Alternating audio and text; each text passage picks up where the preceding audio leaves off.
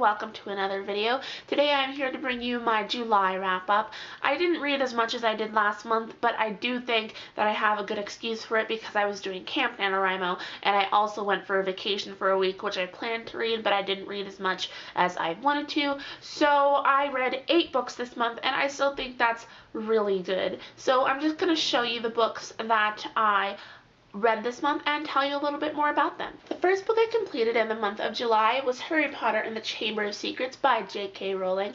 I did not like this one as much as I did the first. I felt like this one had a lot of tangents that didn't really need to happen, in my opinion, and I just felt like, I don't know, Harry was acting a little different in this one than in the other one, and I guess that makes sense. I really enjoyed the beginning of this book, though. Right up until they got to Hogwarts, that was probably my favorite opening, and I just felt like it slacked a little, and the mystery that was going on in Hogwarts at this time was not my favorite, but I did really still enjoy this book. I am still going to continue with the series. I'm hoping to be done with it by the end of this year. If not, I will still continue to read it, and I gave this book a 4 out of 5 stars. Then I read Love and Other Perishable Items by Laura Buzo. I was so excited for this book. This was one of the very first books that I added to my reading list. And reading list was prior to Goodreads. Before I knew anything, I would write all the books that I wanted to read on this reading list. It was only about 50 books long. So anytime that I read a book from my reading list, it's like, oh my gosh, I'm reading something that I wanted to when I was like 12 years old. And this is on it. It's about a girl named Amelia who works at this place, and she's in love with another person named Chris, but Chris is 21 and she's 15, so she's kind of thinking that it's not gonna happen, and we kind of just follow her while she's going through that, wanting to have him but knowing that she can't, and it's in kind of like a dual perspective. It's really weird, and I did not enjoy this book at all. Nothing happened. Amelia was whiny, Chris was annoying, and I just could not get over that aspect, and literally nothing happened in this book. It was just both of them whining about what they couldn't have and not realizing what they had right in front of them. And when I was waiting the whole book for something to happen, and then it happened, and then it went right downhill right after that, even more downhill, and that was like maybe 20 pages before it ended. And then we got to the end of the book, and I was like, okay, I think I can handle that. Like, this might be a good book, 3 stars.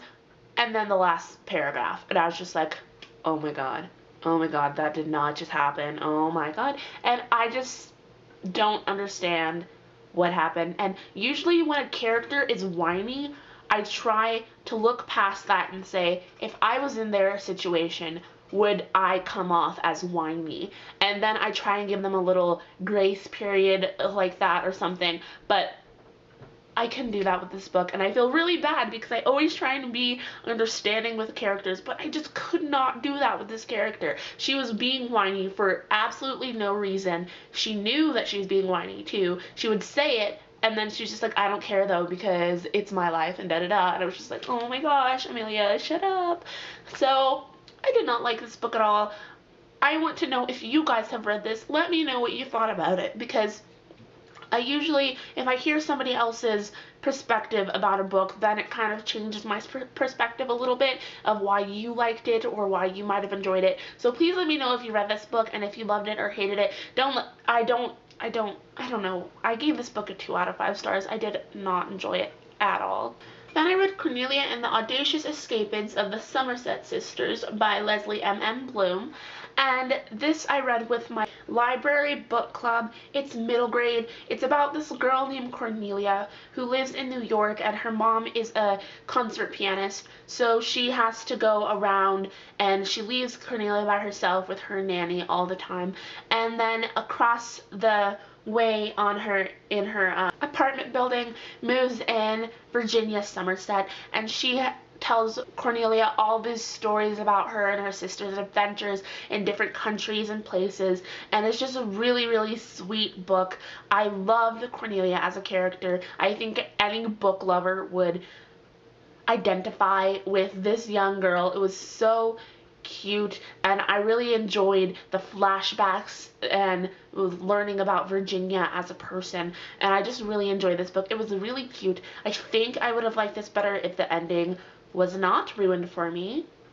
This could have been a 4 or 5-star book. It was a cute book. I think it's kind of short, not too bad. I think if you guys are looking for something new, you would like this. I gave this a 3.5 out of 5 stars. Could have been higher, but oh well.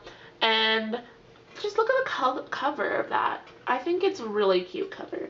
Probably one of the cutest I've seen in a while, and I think you guys should check it out. Then I read Matilda by Roald Dahl. I had seen this book a lot on Tumblr and on Goodreads, and I was not going to read it. I had been around children that had watched this movie nonstop when I was growing up, and I never really paid attention to it. It just looked weird, and I was like, I don't want to read that book. So I kind of put it off, and then the Tonys came around, and if you don't know this about me, which you probably don't because I don't talk about it very often, I am a musical theater kid. I love musical theater, and it's like my other passion besides reading and writing and children.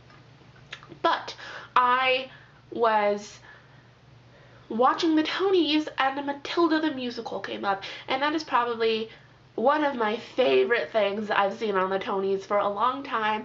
It like made me tear up and everything, and I went online and on YouTube and I watched every clip of it that I could that they had put online, and I just got so obsessed with this musical. I had to read the book that inspired this, and oh my god, it was, this book. I bought a box set of Roald Dahl's books, and I'm just going to cherish them because I don't think that in America they're very as big as they are in other countries, because a lot of kids growing up, they read Roald Dahl, and I think that maybe it's like a comparison to Dr. Seuss. Maybe if not, let me know down in the comments, but that's kind of how I saw it, and I really enjoyed these books. This book, it was so cute. Matilda was very, very relatable. I love this book. Read it if you haven't. I think it's a children's classic. It is so good. It's just good. I gave it a 4 out of 5 stars. Then I read The DUFF by Kody Keplinger. If you don't know this by now, I'm in love with Kody Keplinger. I love her books. I just can't explain how much I love Kody Keplinger as a writer. She brings out so many things in characters that would be kind of controversial or taboo that people wouldn't want to bring out because they wouldn't want to upset anybody, but she brings them out and she doesn't care, and I love that about her writing style and her characters, and I loved this book. I read it with Whitney over at Witty Novels. We really wanted to read a book together, so we chose to read The DUFF together, and we kind of just switched what our opinions were about it. I really enjoyed this book, but Whitney did not. So if you want to see what she thought about it, I will leave her wrap up in the doobly-doo, and you can go check her out, and you should go subscribe to her because she's amazing. But this book, I really just enjoyed it a lot, and I can't get over Kody Keplinger's writing style. I think even if I didn't really like the story, I would still have to rate the writing high, because I just love the way that Kody Keplinger writes, and she's such an inspiration to me as a writer, knowing that she was 17 when she published her first book. I respect Kody Keplinger so much more as an author, as a person, as a writer, as everything, because her writing style and her books just inspire me so much.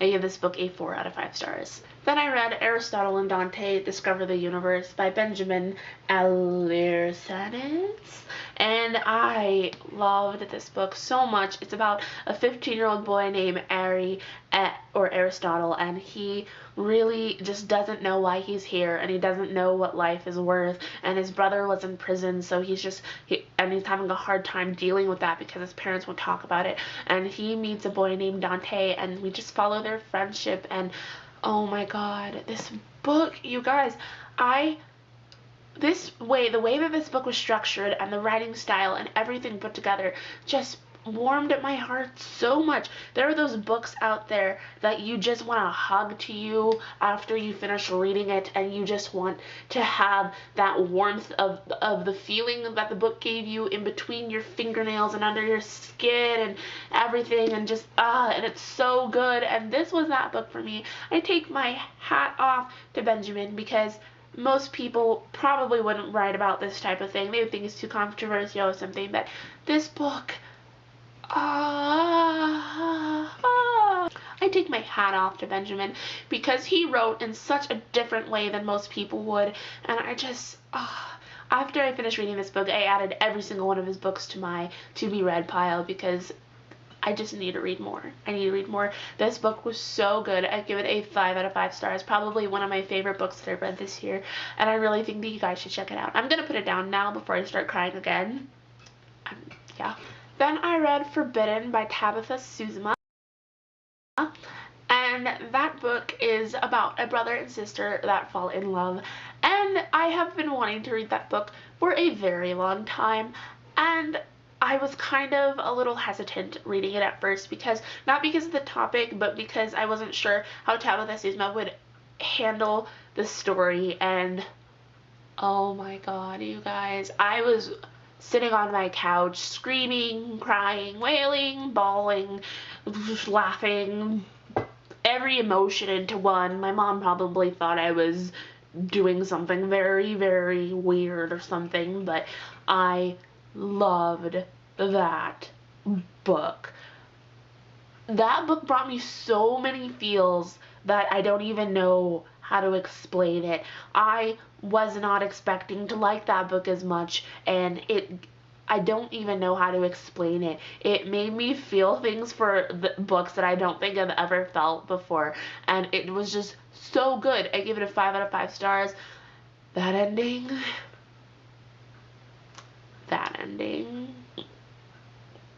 The last book I read this month was A Midsummer's Nightmare by Kody Keplinger. This was the only book I was able to finish on my college tour, and I was in this reading slowdown, and I picked up Kody Keplinger, and it was the best choice that I could have ever made, because I love Kody Keplinger. I'm not going to go through that spiel again, but I just love all of her books, and I loved this book especially because we got to see from the side of the bad girl type person, the kind of person that people would call names and say bad things about, and I really loved seeing that from her perspective instead of the person who was maybe standing up for that girl, or who was saying the things that people would say to that girl. And I just really loved seeing it from Whitley's point of view, and I love this book.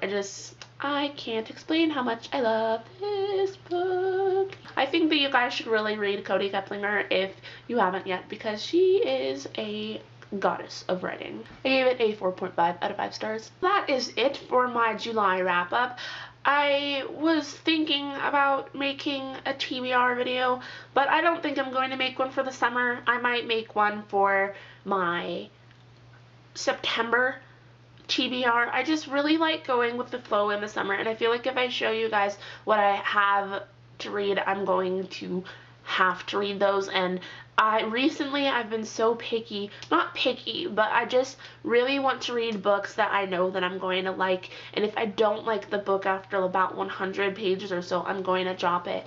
And I change my mind a lot, and I don't want to say that I'm going to read a book for you guys and then not. But in the school year, I'm actually kind of excited for school to come back, even though that's crazy, and I know that I'm crazy when I say that, because during school year I read on a schedule kind of, and that helps me read more. So yeah, I do have a pile of books over there from the library, and I might take an Instagram picture of those or something. Follow me on Instagram if you haven't, because I take pictures of books that I'm reading at the current, or books that I have on my TBR shelf or something. But I don't think that I'm going to show you guys that. If you want a little bit of a sneak peek into what I'm reading, pretty much a lot of them is going to be the books that I said in my road trip TBR, because I didn't get to those So if you really want to know what I'm going to be reading, it's going to be those books on top of a couple of others from the library that I got for last month.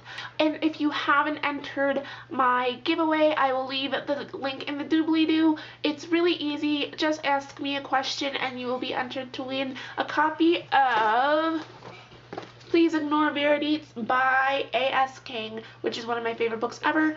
And all you have to do is ask me a question to enter, and ask your mama, and be a subscriber, and yes. So I will see you guys when I see you guys next, and I hope you have a wonderful day. Bye, guys!